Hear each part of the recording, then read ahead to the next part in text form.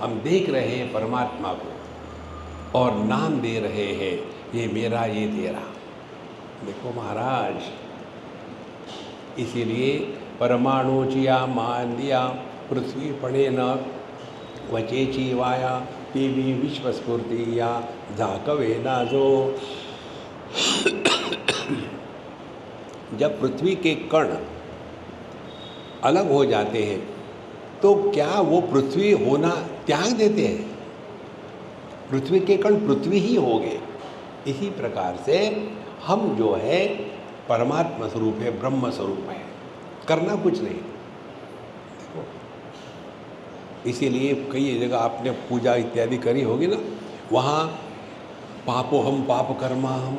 अरे बाबा, तुम पाप कर्मी नहीं हो, तुम साक्षात ब्रह्म हो। This is too much. तो दुखी हो जाओ। फिर आगे चलते हैं। परमाणु क्या मान दिया पृथ्वी पड़े न वचेची वाया देवी सुविश्व स्फूर्ति या झाकवेना। पृथ्वी पर यदि कुछ ढक्कन धूल गिर गई तो भी वो पृथ्वी ही रहती है। इसी प्रकार से इस परमात्मा पर यह विश्व प्रकट हो गया, फिर भी यह परमात्मा परमात्मा ही रहेगा और विश्व भी परमात्मा ही है। कळाचेनी पांघुरणे चंद्रमा हरपोनेणे का वन्नी दीपपणे आननो है। आप जानते हैं चंद्रमा की कितनी कलाएं होती है? 16। प्रथमा द्वितीया तृतीया चतुर्थी पंचमी षष्ठी सप्तमी अष्टमी नवमी दशमी एकादशी द्वादशी त्रयोदशी चतुर्दशी और पूर्णिमा 15 और अमावस्या 16। तो चंद्र क्या है? 17वां। तो 17वें चंद्रमा पर ये 16 कलाएं रखने के कारण क्या वो चंद्रमा अनेक भागों में कट गया है? देखो, करना कुछ नहीं, समझना है। इसीलिए कड़ाचेनी पांघुरणे चंद्रमा हरपो नेणे। तो जैसे अमावस्या आ गई तो क्या चंद्रमा खो गया है? इसी प्रकार से बचपन चला गया तो हम मर गए क्या? फिर जवानी आई तो क्या हम पैदा हो गए? जवानी चली गई हम मर गए। फिर मध्यम वय आया, पैदा हो गए, वो चला गया, मर गए। फिर बुढ़ापा आया, फिर पैदा हो गए। ऐसे थोड़ी होता है, हम ज्यों के त्यों हैं। यदि इस सत्संग में आपके दिमाग में ये बात पक्की बन गई ना, तो समझ लेना ज्ञानेश्वर महाराज की कृपा हो गई। हम पर बॉडी एक नहीं है। अपने दिमाग से इसको हटा डालो कि हम देह के अंदर है। ये सूक्ष्म सिद्धांत है संतो, पकड़ो इसको। देखो, बाहर इस हॉल के बाहर क्या है? आकाश। हॉल के अंदर क्या है? आकाश। तो क्या समझ में आया?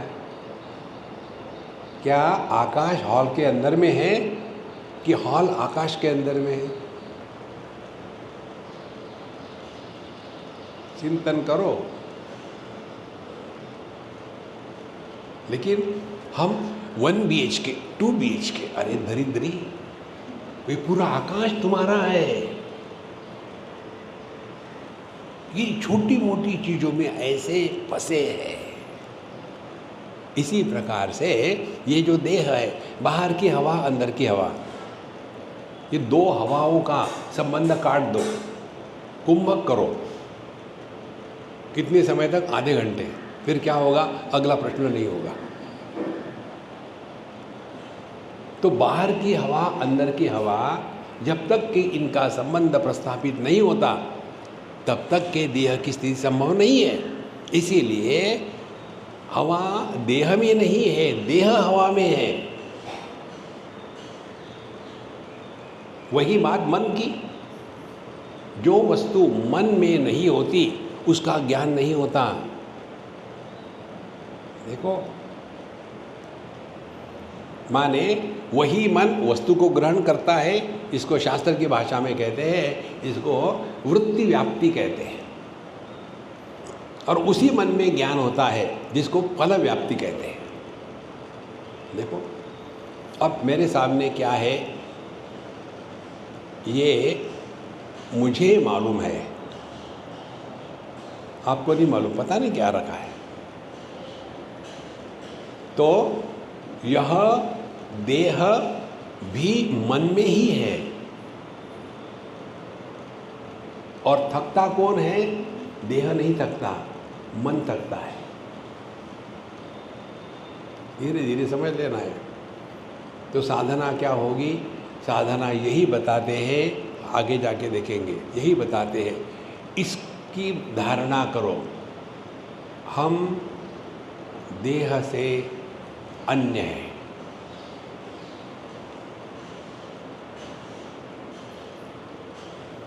और इस धारणा को दृढ़ करने के लिए चिंतन की आवश्यकता है। कैसे? जब हमारा देह के साथ तादात्म्य में नहीं होता सपने में, तब भी तो हम होते हैं ना। फिर हमारा देह के साथ तादात्म्य में नहीं होता सुषुप्ति अवस्था में, तब भी हम होते हैं ना। माने हमारे होने के लिए देह के साथ तादात्म्य होना आवश्यक नहीं है, करना कुछ नहीं है, समझदारी की बात है। देखो, धीरे धीरे ये बात समझ में आती है। उसके लिए चांगदेव महाराज के जैसा कोरा कागज चाहिए। यदि हमारे दिमाग में ये बात होगी, हमने इतना किया, क्या मिला? कुछ नहीं मिलेगा। ध्यान से सुनना। यदि अध्यात्म का तात्पर्य हमारे मन में ये है कि मैं यदि अध्यात्म के मार्ग पर चलता हूँ तो अमुक अमुक होना चाहिए, तो आप बनिए हो, साधक नहीं हो। एक ने मुझे पूछा वृंदावन में, स्वामी जी भगवान का नाम लेने से क्या मिलता है? हमने कहा तुम बनिया हो गया, क्या मिलता है? भगवान का नाम कुछ नहीं मिलता। भगवान ज्ञानेश्वर महाराज को क्या मिला? सब तो छीन लिया था उनसे। देखो संतो, अपने मन से ये बात को हटा दो, अध्यात्म का तात्पर्य हमको कुछ मिलता है। न कर्मणा न प्रजया धने न त्यागे नैके अमृतत्ववानशो।